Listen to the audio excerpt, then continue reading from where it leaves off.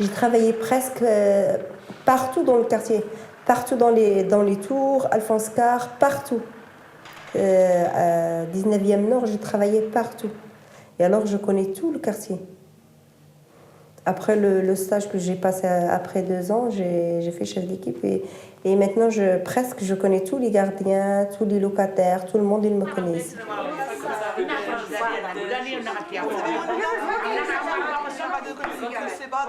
Je connais la régie de quartier en train de faire le marché. Parce qu'il y a un marché qui se trouve devant la régie le mardi et vendredi. Je fais le marché, il m'a tiré le titre qui se trouve sur la porte de la régie de quartier. Et le mot quartier, il m'a tiré, et alors j'ai frappé à la porte, j'ai rentré. J'ai trouvé le directeur Jean-François. Et j'ai demandé ici c'est quoi. Il m'a dit ici c'est un bureau qui s'occupe du nettoyage de quartier. Il a commencé à rigoler, il m'a dit est-ce que tu voulais travailler? J'ai dit oui, avec plaisir, je voulais travailler, je ne travaille pas mais je voulais travailler. Il m'a posé beaucoup de questions, est-ce que tu as déjà travaillé? J'ai dit non, si je travaille c'est pour la première fois, je vais travailler ici. Ça c'est mardi, j'ai ramené les papiers jeudi et lundi j'ai commencé le travail, rapidement.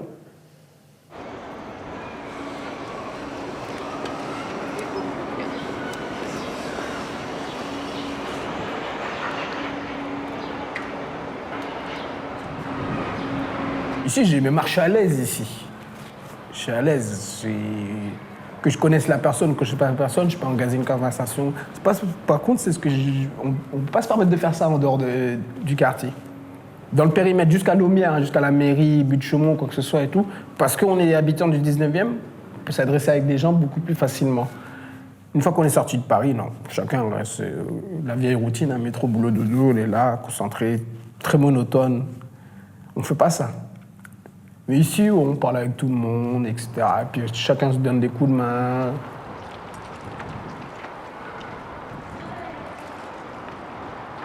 La cité en elle-même, je ne savais pas ce que c'était du fait que j'arrivais de la campagne. Donc je ne savais pas ce que c'était qu'un HLM, qu'une cité, que la ville. Je ne savais pas non plus ce que c'était parce que je venais d'un petit hameau creusois. Donc pour moi, c'était tout à fait nouveau et c'était une découverte.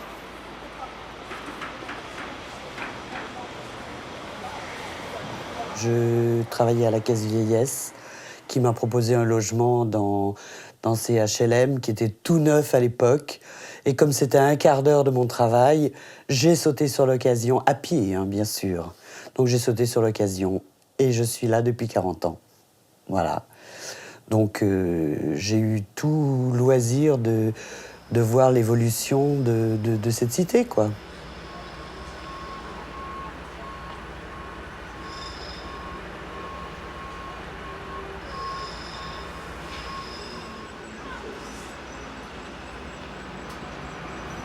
On est arrivé dans le quartier je crois que c'était en 76 ou 77, je ne me rappelle plus trop bien.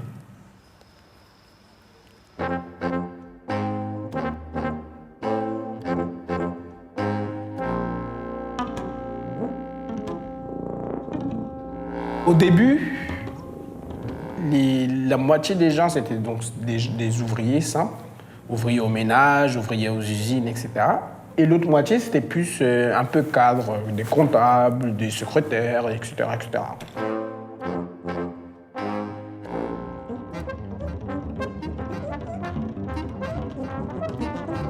La population a changé.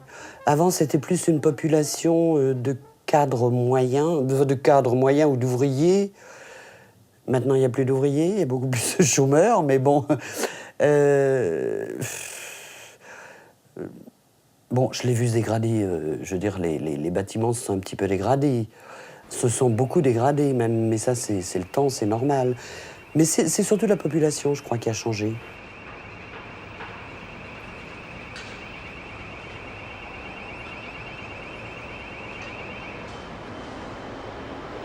Maintenant, pour la plupart, c'est beaucoup plus de personnes qui sont au travail manuel. C'est peut-être pour ça aussi qu'ils sont fatigués, sont lassés ou quoi que ce soit.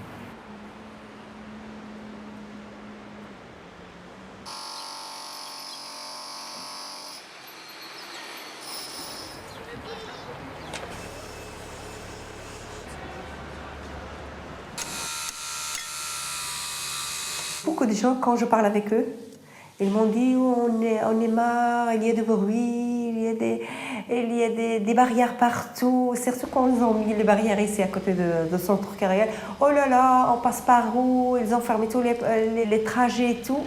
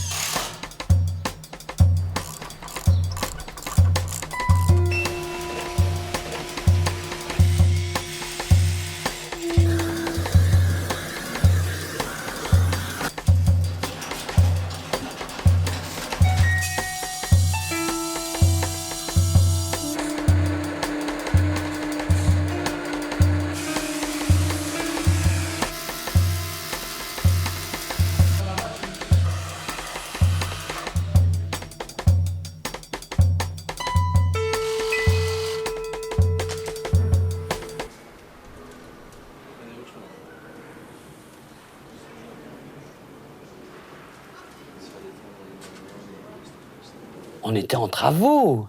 Je veux dire, tu fais pas d'omelette sans casser deux, hein, je sache. Bon, bah là, c'est pareil, hein. Tu pouvais pas passer dans la rue s'il pleuvait, il y avait de la boue. Les camions sont peut-être ennuyeux. Encore que, bah, tu passes... Non, mais enfin, attends. Je veux dire, là, c'est vraiment... tout ennui à ce moment-là.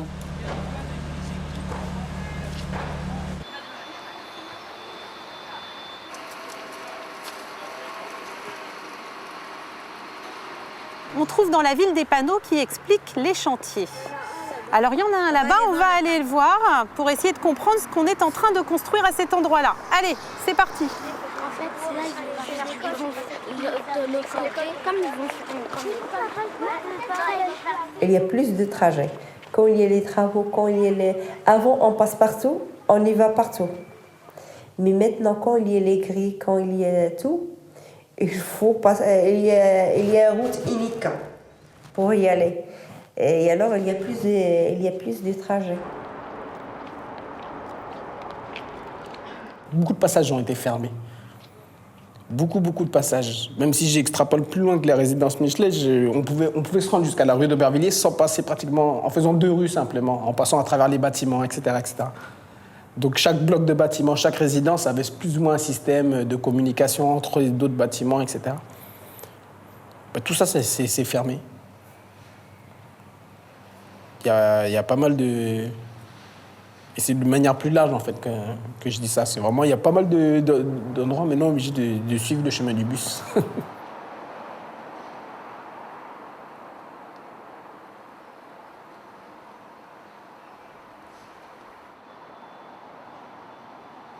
On nous a présenté ça comme une résidentialisation, alors que moi j'avais cette cité qui était complètement ouverte, sans barreaux, sans... J'avais pas envie de rentrer avec des codes, rentrer derrière des barreaux.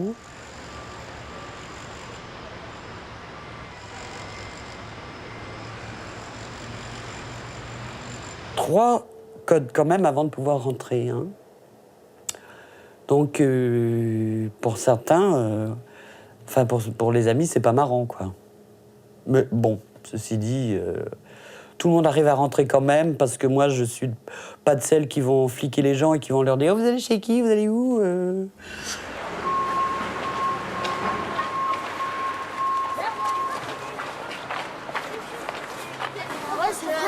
Alors, les enfants, donc on est juste à côté du chantier de votre future école. Donc ici, il y a un architecte qui a aussi inventé une nouvelle forme pour votre école. Alors, comment ? On avait une bonne vue sur l'école, du côté maternel. Ça faisait comme une sorte de petit jardin, un petit parc. C'était plus ouvert, quoi. C'est plus ouvert. Là, on a un gros mur. On sort de la tour, c'est la tour G qui est en face. On sort de la tour G et un gros mur. On ne sait pas ce qu'il y a derrière. Moi, j'ai ma fille qui est allée à l'école, hein, là. C'est vrai qu'elle était trop petite pour maintenant le nombre d'enfants, je pense, qu'il y a dans la cité. Et puis de la refaire au bout de 40 ans, c'est pas mal non plus, hein.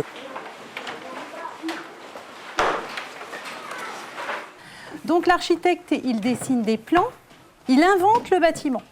D'accord ? Donc vous allez inventer un bâtiment aussi, tous. Vous allez inventer quoi ? Qui est-ce qui se souvient ? Une école. Une école. Donc vous allez faire un vrai travail d'architecte. Pas complet parce que vous n'allez pas dessiner tous les plans d'une école, mais vous allez inventer une école.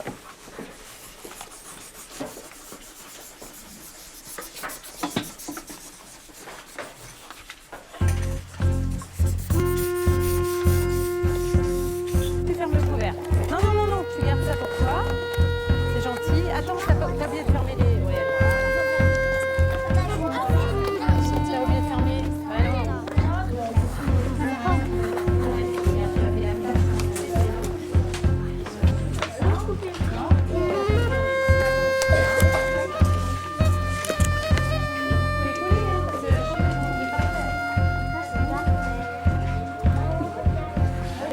Regarde ma guitare.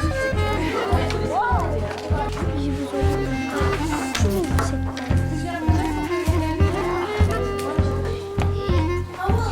C'est qui? Et moi. Et moi.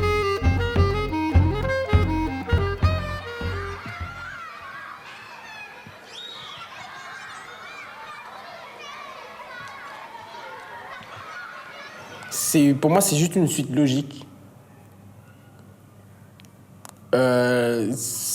On est à Paris, comme je dis toujours, on est à Paris, on n'est pas forcément en banlieue où c'est des nouvelles. On n'est pas dans un système de nouvelles villes. Là, on est dans l'un des derniers arrondissements parisiens et que ce soit nous ou à côté, tous les jours, ça se transforme à Paris. Tous les jours.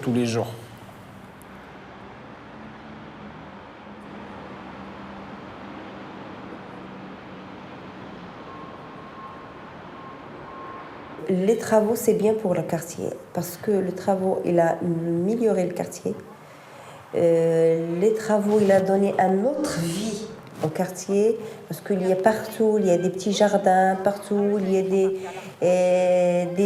des rentrées qui sont belles, qui te donnent la joie de rentrer dans un meuble qui est propre, qui est tout neuf, avec des couleurs, avec des petits jardins dans la rentrée.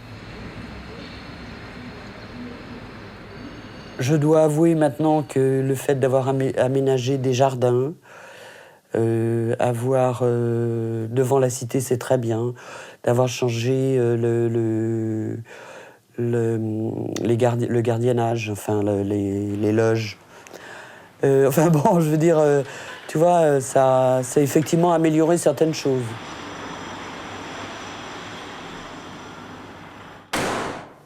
Il y a des petits trucs on dit que c'est rien, mais si on pense vraiment là-dedans, c'est des choses qui sont intéressantes. Quand j'ai commencé le travail, j'ai commencé par la tour B et la tour D. Quand tu rentres le matin, dans les rentrées, c'est sale. Maintenant, c'est nickel. Même la femme de ménage, elle ne veut pas passer, c'est nickel, c'est propre. Parce que les gens ils font attention. Quand quelqu'un il tombe un petit mouchoir ou quelque chose, il le prend, il le met dans la poubelle.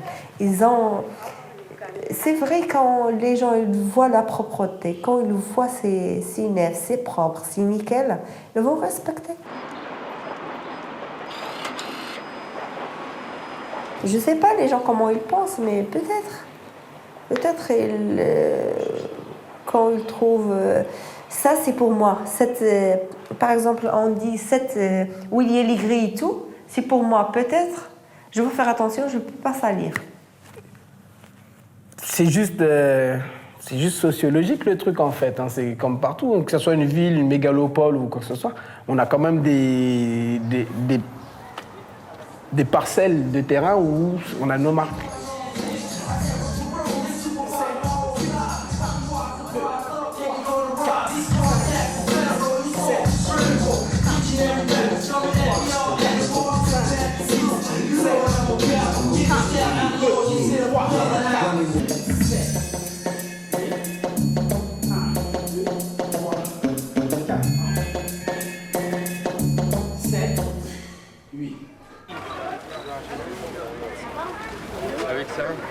On refait son village, hein, quelque part. Hein.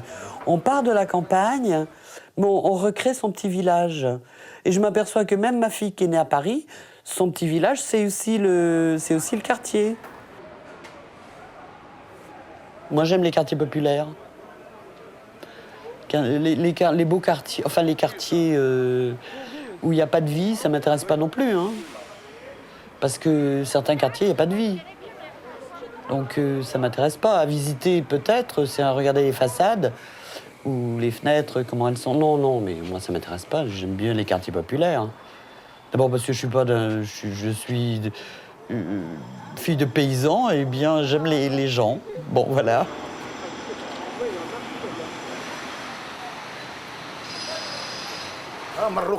Marroquilla بالضربة. C'est pareil, ils sont tous pareils. Ici, il y a un mélange. Il y a les gens de partout dans le monde. Tu trouves un mélange et tout le monde il a besoin de vivre ensemble.